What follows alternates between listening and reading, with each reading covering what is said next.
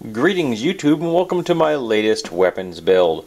So, I had originally planned on buying a piece of plate steel that was larger than this from Lowe's. Lowe's sells this, which is 4x12, but they also sell some 12x12 inch plates, and each of these both of them are 1/4 inch thick. This is 1/4 inch thick as well as the other one is. The problem is that the 12x12 one is 36 bucks.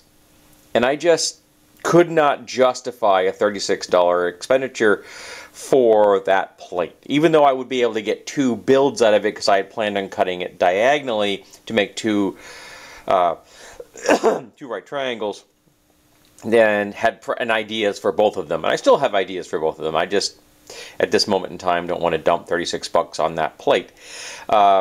But this was 10 and change, so that I got the 4x12. And this will still allow me to make a version of one of the ideas that I had originally come up with. I just had to, I'm going to have to modify it slightly from where it was because of the size I'm working with. So it would be 6 inches as opposed to 4 inches on the other one. Because again, I would have been cutting it diagonal, and actually no. It's diagonal, it wouldn't be 6, it would be 8. So yeah, it would be twice the distance in this. So I have to modify the design slightly, but I can still make it happen. And then what I'm trying to make is I want to make a heavy pick. So I'm going to use this 1-inch square stock tubing as the shaft, and I'm going to use the full 36-inch length for this project. And what I'm going to do is I'm going to put the shaft here. This section on the back half will be 4x4 because I want to have a 45-degree cut going from the corner down to the shaft itself. And then the shaft will be a 1 wedge. And this just happens to have this vague grid pattern on it. I have no idea why it does, but it does. So it kind of works out for me. So it's going to be the 1-inch shaft will be here, and then from here to here is 7 inches, and I will have a cut going from this point where it meets the shaft. Just it's a little bit beyond that because I want to be able to actually have this section sit on the shaft, on the groove I'm going to cut in the shaft. So I may go just a smidge beyond 1 inch so that it actually can sit on the shoulder. But from that point up to here will then be sharpened as a blade. So this section is going to be a blade. In fact, I may... I'll play with some design ideas before I get to that stage.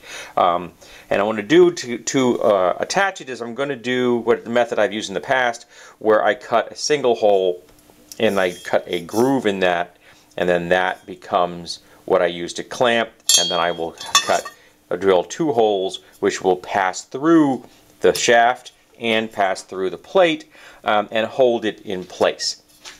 And I like to use 2 because that way I can, you prevent racking. And I get lucky here in that I have some 3/8 inch rod pieces from another project, as well as some caps. These are from the Tetsubo I came up with using the wooden shaft that I did, and that came out very, very well. I was very, very happy with that one. These are leftovers, and I have enough to do 2 here, and then I thought to myself, this is going to be a 2-handed 36-inch weapon because this is going to be a fairly heavy head. Even though even though we're removing metal, it's still going to be a lot of mass up here. So this is going to be something that you're going to want to swing, with 2 hands. And I kind of want a pommel on it. Now, I originally thought, how could I make a pommel to make it effectively? And I'm like, well, do I have anything square that I can work on there, or do I want to use some kind of a cap, and then a round cap, like a black pipe or galvanized pipe, and then find a way of attaching it? And that would work, but it didn't fit the theme. Round cap, square stock, nothing else is a fusion of round and square. But then I realized, well, I'm using this anyway.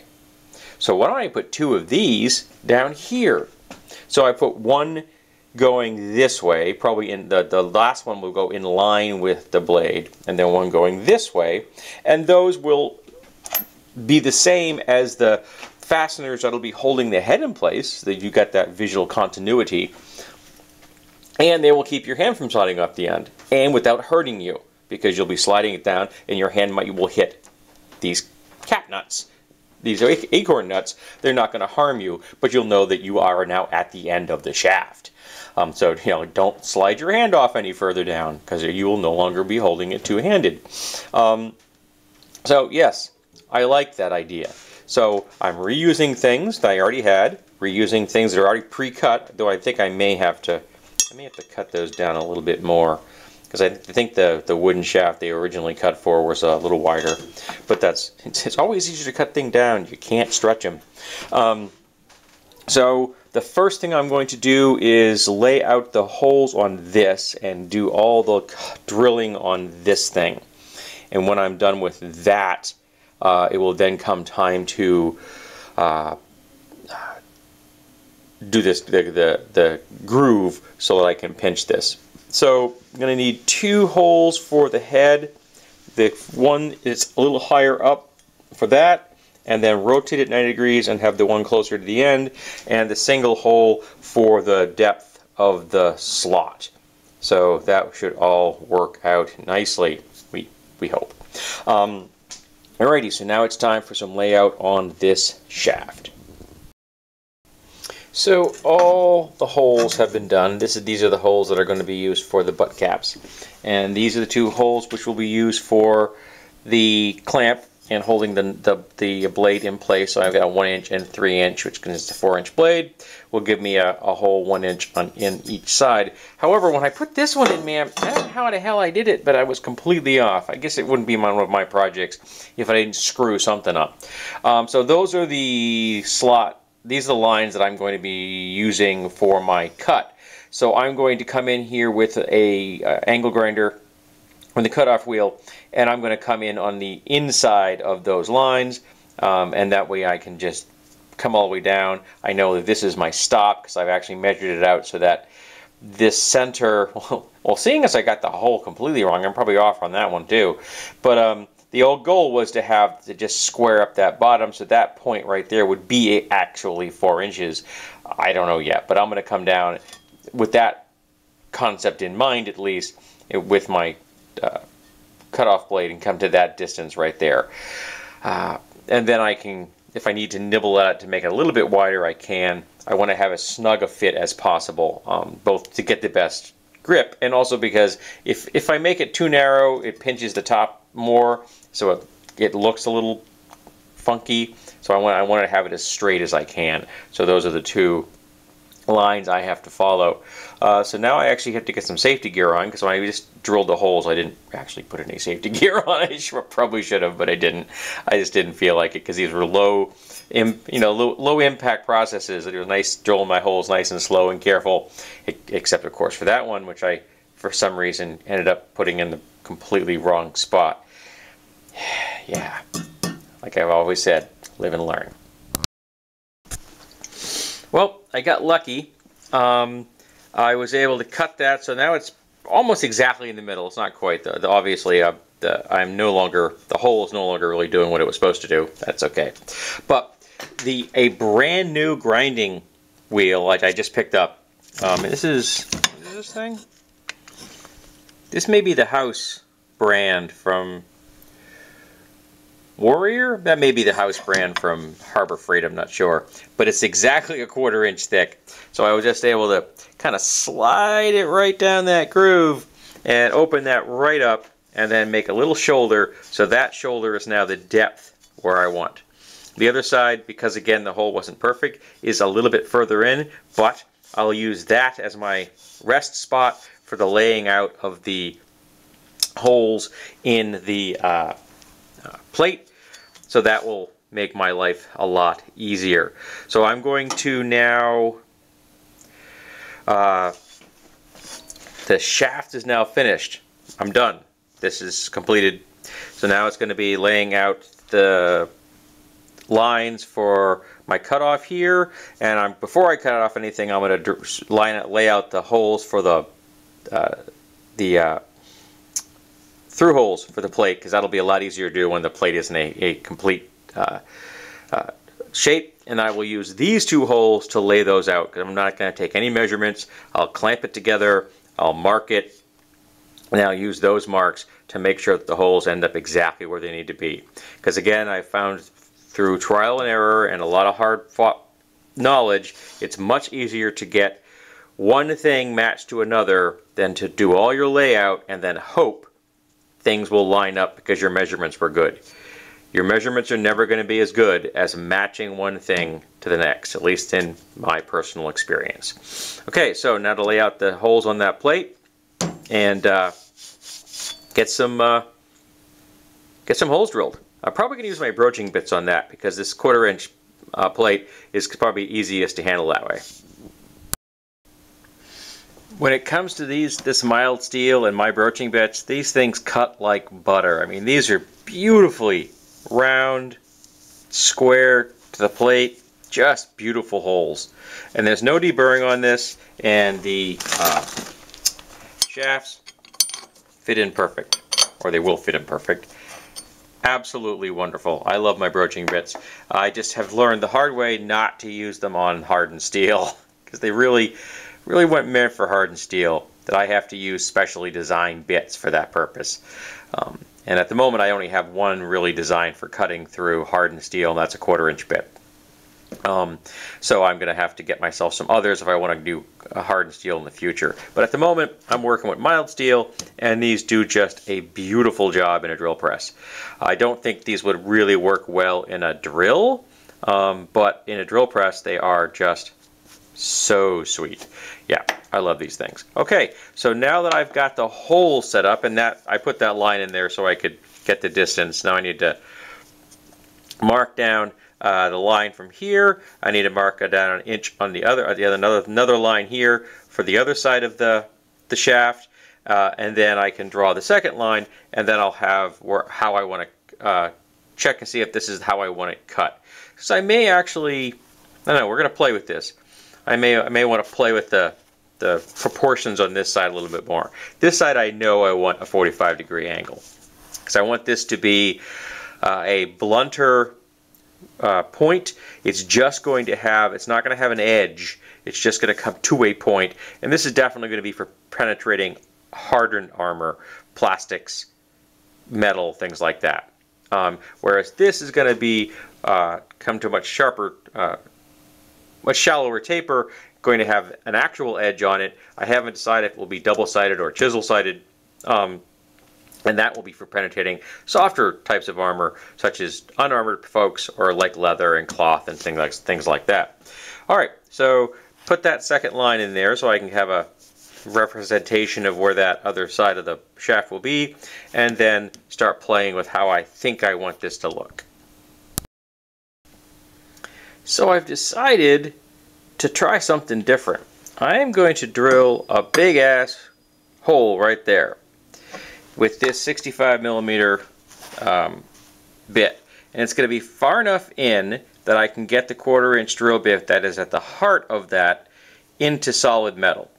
So I'll be able to get into that and start the drilling process, which will then act as the pivot for the rest of the tool. Because if you don't do that, you're going to have a problem. I've found out that the hard way. So I'm going to do that, and once I have that hole done, and that hole's far enough away that it's just beyond the edge of that black line, which is the shaft. And then I will just lay out a point that will help me decide that angle, which is not going to be an angle. I don't know what that angle it is yet. The actual precise angle is immaterial. What's important to me is that it looks cool. And so I think this is going to make it look cool. Because just the plain cut was a little dull. I don't mind the back piece being like that, but I want a little something else on the front. And I think this is going to do it. Alrighty. So time to drill that out, then probably go have some lunch. Also, time to change my camera battery. I noticed something. Normally when I'm drilling a hole, or cutting a hole with one of my broaching bits or something, or one of my larger bits like this with the carbide tips, I can't tell how far through I am. But I can now.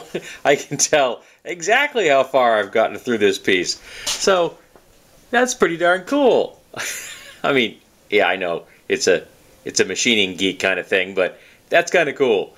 This is how I've got it set up. Got my clamp here, and I backed that up with the second clamp just to be on the safe side. This is a big piece of metal, and I didn't want it torquing on me. But so far, so good. It's going through nice. Not fast, but it's going through nice. This thing cut so well. It wasn't fast, but it would just cut. So look how clean that cut is. I actually deburred this. I got to keep this. This is the first time I've ever made a cut like this, and I got to keep this. I don't know. Maybe I'll make a charm out of it or something. But this is very, very cool. I am so happy. And that's going to be the layout line. Obviously, that line up there was something I was playing with, which I didn't use. Is that mark right there is something I played with, but I don't care. Again, I'm going for a post-apocalyptic aesthetic. So I'm going to cut off this and this. And that is going to give me the look I want. Of course, now that I've done this, do I want to put one on this side? Obviously not the same size. What do I just want to go to? I think it might be gilding the lily. So we're just going to go with the straight cut on this one. Actually, how many people out there still know what the phrase gilding the lily means anymore? I'm not sure. All right, so that's going to be done later. I have to go to get some food. But yeah, that's going to come out so damn nice when I'm done. You're going to get that nice grind line with any. Oh, let's hope we get a nice grind line right down like that coming from. Oh, that's going to be nice. Oh yeah, this is coming together. I am so happy. This is very cool. Excellent. I kind of skipped a step. I should have showed you after I'd made the cuts, but I didn't.